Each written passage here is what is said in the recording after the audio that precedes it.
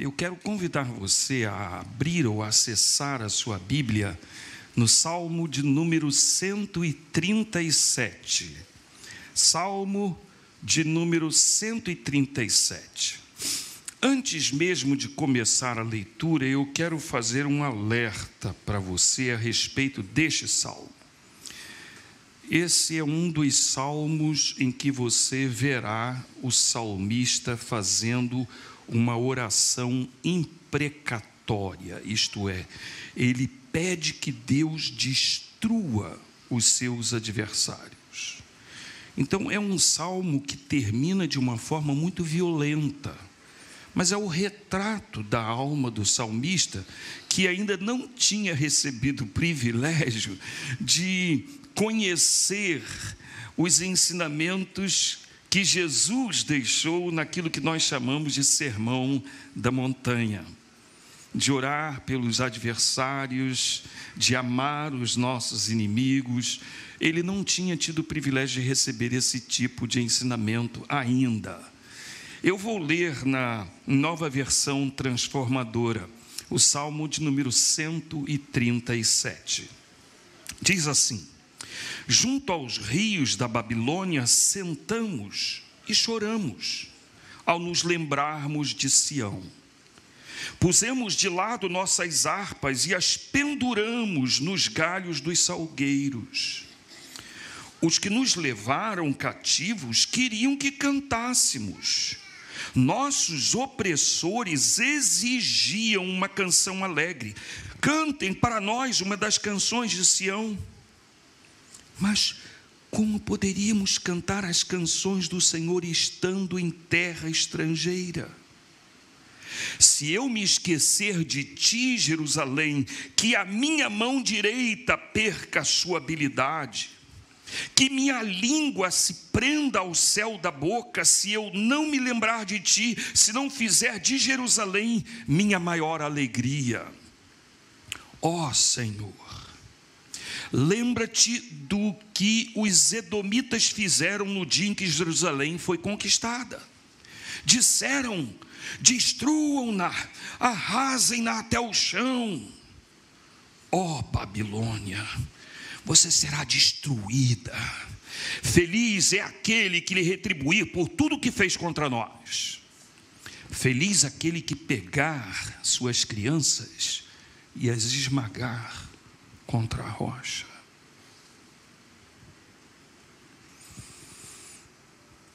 É bom lembrar o contexto social, político e religioso desse salmo. Afinal de contas, como eu disse, é uma oração imprecatória na qual o salmista pede a Deus a destruição de seus adversários. O salmista amaldiçoa os caldeus, seu inimigo opressor, arrogante e violento. A maldição alcança também o seu vizinho edomita, que vibrou quando Jerusalém foi conquistada e destruída pelos babilônicos. Eu fico imaginando a cena quando os caldeus destruíram a cidade de Jerusalém, e essa vibração dos edomitas, eu fico me lembrando da torcida do Palmeiras quando o Flamengo não conquistou o Mundial. Já viu um negócio desse? Pois eu já. Quando você conquista uma coisa boa, poucos aplaudem. Mas é muito comum as pessoas vibrarem quando você sofre derrotas e aflições. Então eu queria que você tentasse entender um pouco a alma do salmista nessa situação. O ambiente psicológico do salmista é absolutamente péssimo. Ele está deprimido, seu coração está cheio de mágoa, suas memórias ainda estão arruinando o seu humor, a sua sensibilidade espiritual está completamente contaminada pelo seu estado psicológico. A sua visão de Deus e dos seus santos propósitos está obliterada pelos seus sentimentos de vingança.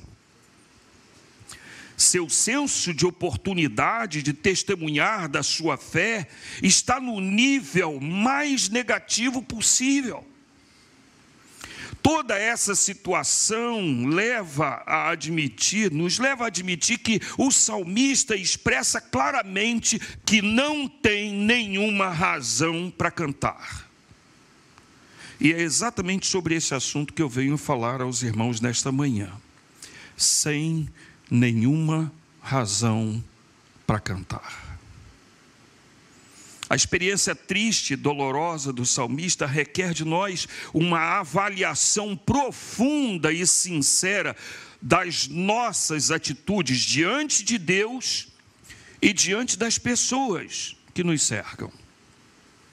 Se eu pudesse resumir numa frase a mensagem que trago da parte de Deus para você nesta manhã, eu diria o seguinte: quando você não tiver nenhuma razão para cantar, quando a dor for tão intensa que você não tem nem fôlego para expressar o seu louvor a Deus, a sua expressão de canto, de fé, então, louve a Deus por aquilo que Ele é e dá testemunho da sua fé no poder que Ele tem para realizar até mesmo aquilo que você considera impossível.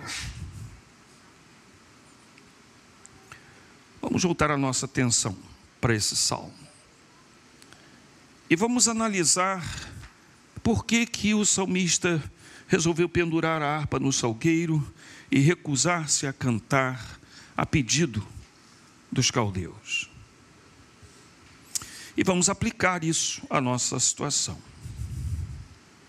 Se você ama mais a sua pátria do que a Deus, você não tem nenhuma razão para cantar. Preste atenção. Se você ama mais o seu país, a sua nação, do que a Deus, não, você não tem nenhuma razão para cantar. Os versos 5 e 6 desse salmo são uma apaixonada e vibrante declaração de amor e de fidelidade à cidade de Jerusalém. Você já reparou?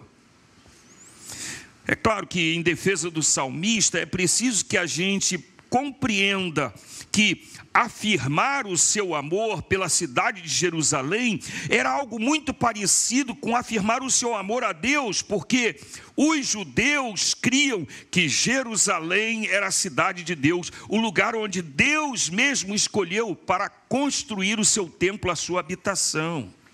Então, quando ele começa a falar do seu amor, da sua paixão, da sua saudade de Jerusalém, vamos dar um desconto. Vamos pensar assim, quem sabe na mente dele, Jerusalém significa o lugar onde Deus mora. Mas enquanto o salmista e os seus companheiros de infortúnio se recusam a cantar as músicas de louvor a Deus para um auditório de pessoas que eram por eles odiadas, outros servos do Deus Altíssimo tiveram experiências extraordinárias no mesmo local, na mesma situação. A Bíblia nos dá conta, irmãos, de que Ezequiel e Daniel tiveram visões extraordinárias, sobrenaturais de Deus, à beira dos rios da Babilônia. Olha o que diz a palavra do Senhor, o testemunho do profeta. Em 31 de julho de meu 30º ano, enquanto eu estava com os exilados judeus junto ao rio Quebar, na Babilônia, os céus se abriram e tive visões de Deus. Isso aconteceu no 5º ano do exílio do rei Joaquim. O Senhor deu essa mensagem ao sacerdote Ezequiel, filho de Buzi, junto ao rio Quebar, na terra dos babilônicos. E a mão do Senhor estava sobre ele, Pode conferir em Ezequiel, capítulo 1, versos 1 a 3. É assim que começa a profecia de Ezequiel. Mas tem outro, Daniel. Durante o 3º ano do reinado de Belsazar, eu, Daniel, tive outra visão depois da primeira. Nessa visão eu estava na fortaleza de Suzã, na província de Elão, em pé, junto ao rio Ulai. Daniel capítulo 8, versos 1 e 2. Observe, o problema não é o lugar, nem mesmo as circunstâncias, mas é o coração. Se o meu coração estiver em sintonia com o coração de Deus, se o seu coração estiver em sintonia com o coração de Deus, você será capaz de louvar ao Senhor, sejam quais forem as circunstâncias. No mesmo lugar onde o salmista pendurou as harpas e se recusou a cantar, Daniel e Ezequiel tiveram reveladoras experiências com o Senhor. Queridos, o ambiente político, social e jurídico no Brasil tem deixado milhões de brasileiros sobressaltados.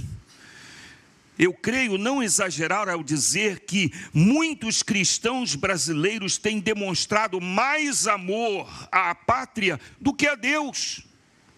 São mais devotados ao Brasil do que a Deus. Alguns serão capazes de dar a sua própria vida pelo Brasil, mas não movem uma palha pelo reino de Deus e a sua justiça. Ainda que experimentemos um tempo político e institucional extremamente conturbado no Brasil, nenhum sentimento de patriotismo pode substituir no nosso coração o amor maior e primeiro, o amor a Deus. Nenhum. Afinal de contas, nós devemos sempre lembrar da palavra do Senhor registrada por Moisés em Deuteronômio capítulo 6, versos 4 a 9. Ouça, ó Israel, o Senhor nosso Deus, o Senhor é único. Ame o Senhor seu Deus de todo o seu coração, de todo o seu coração, de toda a sua alma, de toda a sua alma, e de toda a sua força, de toda a sua força. Guarde sempre no coração as palavras que hoje eu lhe dou. Repita-as com frequência a seus filhos. Converse a respeito delas quando estiver em casa e quando estiver caminhando. Quando se deitar e quando se levantar. Amarre-as às mãos e prenda-as à testa como lembrança. Escreva-as nos batentes das portas de sua casa e em seus portões. Lembremos-nos bem disto. O seu amor pelo Brasil jamais poderá ocupar o primeiro lugar no seu coração. Se o Senhor nosso Deus não for o primeiro em nosso coração e o seu amor como primeiro e maior, não resistir a qualquer tentação de substituição, então aí sim você terá 1000 razões para cantar, para louvar ao Senhor pelos seus atos poderosos. Você poderá cantar louvores ao Senhor a despeito de qualquer situação política, social ou jurídica, porque afinal de contas, os atributos de Deus, o caráter de Deus, devem ser louvados em qualquer lugar, em qualquer situação. Essa é a primeira lição que eu aprendo com o salmista nesse salmo. Mas há outras. Se você valoriza mais a sua mágoa contra adversários do que o arrependimento sincero dos seus pecados, você não tem nenhuma razão para cantar.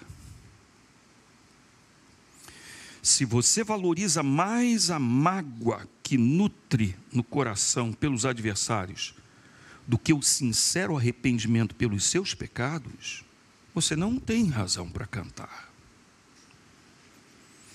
Sabe, desde o Éden, que a gente tem a tendência de fazer o que a ira de Deus recaia sobre os outros, e não sobre nós, porque nós temos uma resistência enorme para admitir as nossas próprias culpas, as nossas próprias falhas. Não queremos assumir a nossa própria responsabilidade pelos nossos erros, pelas nossas escolhas erradas, pelos nossos fracassos, pelos nossos pecados. Eu olho para o verso 7,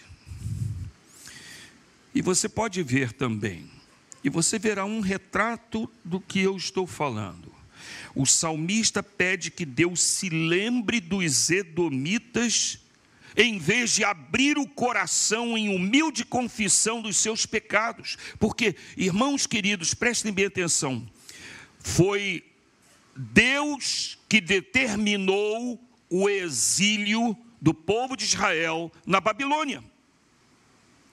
E isso fez parte do processo de disciplina de Deus para o povo por causa do seu pecado de rebeldia, de idolatria e de incredulidade. Então, em vez de abrir o coração, rasgar a sua alma e confessar o seu pecado contrito e arrependido, ele pede a Deus: lembra dos edomitas que vibraram quando a gente caiu.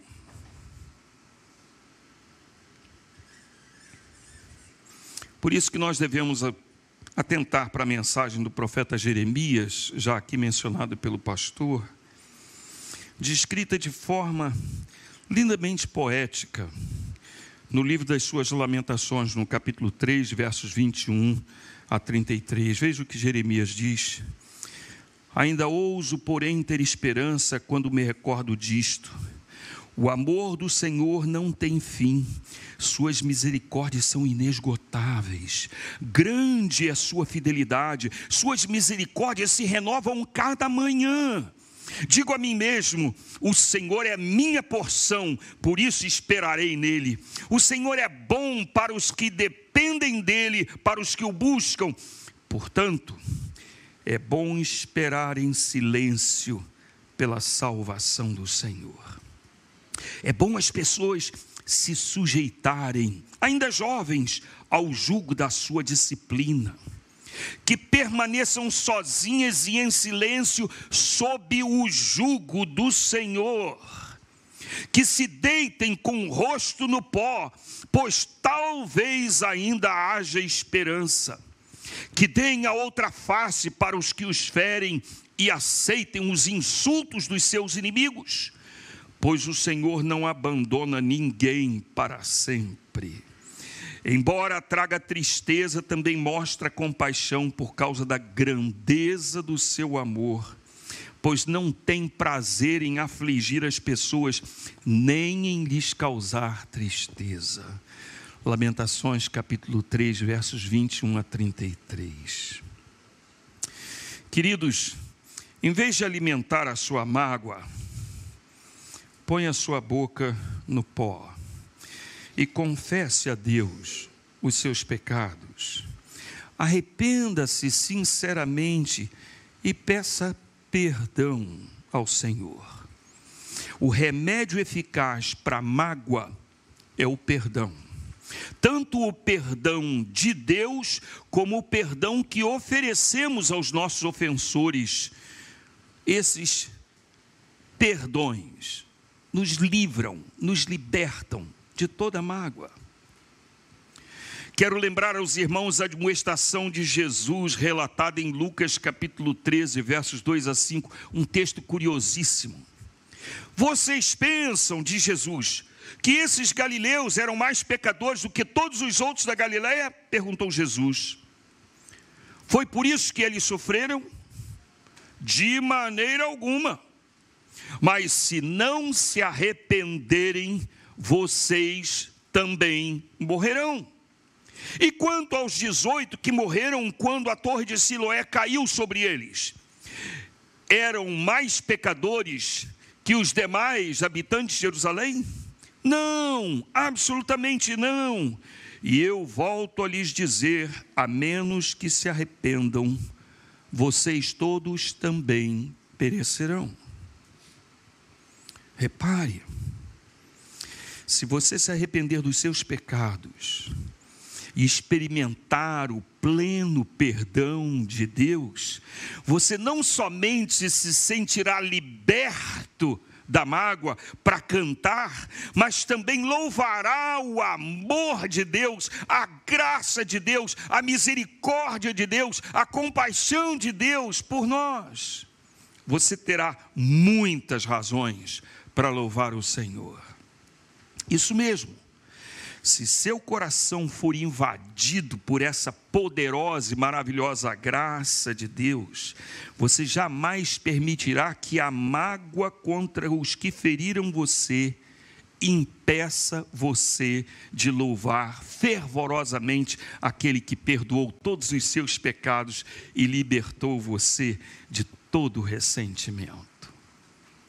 Graça, perdão, misericórdia elimina a mágoa. Outra lição que eu quero compartilhar com você nesse salmo: se você se concentra mais nas suas expectativas frustradas de justiça do que na soberania de Deus, você não tem nenhuma razão para cantar. Se a sua mente está concentrada naquelas suas expectativas de justiça que foram frustradas, e não na soberana ação de Deus sobre toda a história, circunstâncias e acontecimentos, então você vai pendurar a sua harpa no salgueiro e vai se recusar a cantar. É preciso admitir que temos uma capacidade enorme para imaginarmos como Deus deveria agir. Isso me faz lembrar a atitude de Pedro, né? Quando Jesus começou a falar de que ele precisava ir para Jerusalém e sofrer e morrer, Pedro então botou a mão na cintura e disse assim: de maneira nenhuma, Jesus. Quantas vezes você já olhou para o céu e para as circunstâncias, para os acontecimentos, e você botou a mão na cintura e disse para Deus: como é que é? Não vai agir, não? Sabe, essa é a mania que a gente tem. A gente desenvolve essa capacidade, não sei como, de pensar que a gente deve ensinar para Deus o que Ele deve fazer. Na verdade, nós criamos para nós mesmos expectativas de intervenção de Deus na história, como até os discípulos de Jesus fizeram quando eles iam conversando de volta para Emaús. Lembra da história? Nós pensávamos que seria assim, que seria assim. Queridos, essa coisa é antiga. Quando as nossas expectativas são frustradas, quando nossas esperanças não se concretizam, nós ficamos perplexos, abatidos e até incrédulos. Houve um profeta chamado Abacuque. Você conhece alguém chamado Abacuque? Algum amigo, algum parente, algum vizinho, algum colega de trabalho? Eu não conheço nenhum, não. Olha que nome, né? Abacuque. Ele questionou os atos de Deus quando Deus lhe revelou que enviaria os babilônicos para disciplinar Israel. Olha o desabafo que Abacuque dá na sua profecia, capítulo 1, versos 2 a 4. Olha a palavra de Abacuque, pessoal. Até quando, Senhor, terei de pedir socorro? Tu, porém, não ouves. Clamo, há violência por toda parte, mas tu não vens salvar. Terei de ver essas maldades para sempre? Por que preciso assistir a tanta opressão? Para qualquer lugar que olho, vejo destruição e violência. Estou cercado de pessoas que discutem e brigam o tempo todo. A lei está amortecida e não se faz justiça nos tribunais. Os perversos são os mais numerosos do que os justos, e com isso a justiça é corrompida. Irmãos, toda vez que eu leio essa profecia de Abacuque, eu fico na dúvida, se esse texto foi produzido pelo profeta há dezenas de séculos atrás, ou se é o texto que José Roberto Guzzo publicou hoje no editorial do Estadão. Tal é a sua atualidade. Esse mesmo profeta Abacuque que questiona Deus e que abre o seu coração e rasga a sua alma e começa a fazer perguntas para Deus, esse mesmo profeta deixou-nos uma preciosíssima declaração de fé que está registrada no finalzinho da sua profecia. Você certamente conhece. Ainda que a figueira não floresça e não haja fruto nas videiras, ainda que a colheita de azeitonas não dê em nada, e os campos fiquem vazios e improdutivos, e ainda que os rebanhos morram nos campos e os currais fiquem vazios, mesmo assim, eu me alegrarei no Senhor e exultarei no Deus da minha salvação. O Senhor soberano é a minha força, Ele torna meus pés firmes como os da corça, para que eu possa andar em lugares altos. Aleluia. Abacuque capítulo 3, versos 17 a 19. Repare que a confiança na soberania de Deus é a motivação da alegria e do louvor do profeta. Não deveria ser assim com a gente também? Claro que sim. Ainda um outro profeta do Senhor resolveu enviar uma carta aos exilados na Babilônia, Jeremias. Ele ficou sabendo do estado emocional dos cativos, ficou sabendo que estavam pendurando harpas no salgueiro, botando uma mordaça na sua boca para não cantar. Então ele mandou uma carta para eles. Foi essa parte dessa carta que o pastor mencionou agora há pouco. Assim diz o Senhor dos Exércitos, o Deus de Israel, a todos os exilados que ele deportou de Jerusalém para a Babilônia: construam casas e estabeleçam-se nelas, plantem pomares e comam os frutos que eles produzirem, casem-se e tenham filhos, encontrem esposas para os seus filhos e maridos para as suas filhas, a fim de que vocês tenham muitos netos, multipliquem-se, não diminuam. Trabalhem pela paz e pela prosperidade da cidade para a qual os deportei. Orem por ela ao Senhor, pois a prosperidade de vocês depende da prosperidade dela. Assim diz o Senhor dos Exércitos, o Deus de Israel: não se deixe enganar pelos profetas e adivinhos que há no meio de vocês na terra da Babilônia. Não deem ouvidos aos sonhos deles, porque sonham o que vocês querem ouvir. Eles contam mentiras em meu nome. Eu não os enviei, diz o Senhor. Assim diz o Senhor: vocês ficarão na Babilônia durante 70 anos. Depois disso, eu virei e cumprirei todas as boas promessas que lhes fiz e os trarei de volta para casa. Porque eu sei os planos que tenho para vocês, diz o Senhor. São planos de bem e não de mal, para lhes dar um futuro pelo qual anseiam. Naqueles dias, quando vocês clamarem por mim em oração, eu os ouvirei. Se me buscarem de todo o coração, me encontrarão. Serei encontrada por vocês, diz o Senhor. Acabarei com o seu exílio e os restaurarei.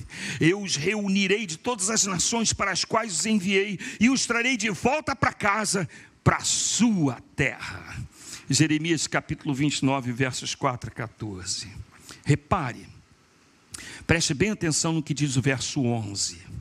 Porque eu sei, diz o Senhor, os planos que tenho para vocês são planos de bem e não de mal, para lhes dar o futuro pelo qual anseiam. Deus é soberano. Deus é soberano sobre a história, sobre os governos, sobre os governantes, sobre a natureza e sobre todas as circunstâncias. Não existem surpresas para Deus. Ele não pode ser apanhado desprevenido como eu e você. Se o nosso coração e a nossa mente estiverem dominados pela convicção da soberania de Deus, nenhuma frustração experimentaremos, haja o que houver. Assim como Abacuque, exultaremos no Deus da nossa salvação, cantaremos o poder, a glória, a autoridade, a soberania do Rei dos Reis e do Senhor dos Senhores. Nenhuma frustração impedirá o nosso louvor ao soberano Senhor do céu e da terra. Eu vou terminar. Só mais essa lição. Se sua mente está impregnada pelas memórias da sua Jerusalém terrestre, e não pela esperança da nova Jerusalém, você não tem nenhuma razão para cantar. Não tem. Desde a minha mais tenra infância, eu aprendi a cantar os hinos de louvor a Deus. Naquela época só havia o cantor cristão, sabe, pastor? Na Assembleia de Deus, a harpa cristã. E quando eu cresci, eu comecei a prestar mais atenção na poesia dos hinos. E eu reparei que muitos deles traziam uma estrofe que falava do céu, da volta de Jesus, como o primeiro hino que nós cantamos hoje. E quando enfim Jesus vier em glória, lembra? Era assim. Normalmente a última estrofe do hino falava da volta de Jesus, falava do céu, falava da nossa redenção final. Há dezenas de exemplos de hinos que trazem na sua última estrofe a mensagem da esperança, a mensagem do céu, a mensagem da nova Jerusalém. Eu creio, irmãos, que esta é mais uma lição que podemos aprender como o Salmo 137. Muitas vezes estamos tão extasiados, impressionados com a beleza, com a história, com a cultura, com as oportunidades da nossa Jerusalém terrena, que nós esquecemos o nosso status de cidadãos do céu. Jairo Trenck Gonçalves foi um músico e compositor brasileiro que nasceu em 1952 e faleceu em abril de 81, vítima de um acidente de automóvel. Jairinho compôs muitas músicas que ficaram nacionalmente conhecidas no meio evangélico através da interpretação do grupo Elo. Uma das canções tem o título de Nova Jerusalém. E a letra diz mais ou menos assim: em um novo caminho estou, graças ao grande Rei que vou, caminhando para chegar e com Salvador estar. Ruas de ouro eu pisarei e do sol não precisarei, pois a glória de meu Deus a cidade iluminou. Para Nova Jerusalém, para Nova Jerusalém, para Nova Jerusalém eu caminhando vou. Para Nova Jerusalém, para Nova Jerusalém, para Nova Jerusalém eu caminhando vou. Sim, eu vou. Será que a gente está perdendo esta visão, esta compreensão? sua mente, seu coração, sua alma estão impregnados por essa esperança bendita, maravilhosa do céu? Porque se o seu coração estiver cheio da esperança que a Nova Jerusalém nos traz, você terá inúmeras razões para cantar. Sim, seu peito se encherá de esperança e a sua boca de cânticos para exaltar o Alfa e o Ômega, o princípio e o fim, aquele que era, que é e que há de vir. Portanto, abra sua boca, encha o seu peito e expresse com louvor o seu amor pelo Senhor. Afirme cantando que o Senhor é e sempre será o primeiro, o maior no seu coração. Encha o seu peito e erga a sua voz para expressar com o seu canto o perdão de Deus que apaga todo resquício de mágoa. Cante a graça de Deus que libertou você de todo ressentimento contra adversários e preencheu o seu coração de compaixão e misericórdia. Encha o seu pulmão de fôlego e cante bem alto para todo mundo ouvir a confiança inabalável que você tem na soberania e na providência de Deus. Expresse com toda a convicção do seu coração que você está convencido de que Ele é poderoso para guardar o nosso tesouro até o dia final. Por fim, encha de ar o seu peito e expresse o seu canto, a esperança da Nova Jerusalém. Confesse com os seus lábios, em expressão de louvor, o seu status de cidadão, de cidadã do céu, e a firme esperança de habitar naquele lugar que Jesus preparou para você, onde há justiça, paz e bênçãos que jamais cessarão. Deus nos abençoe.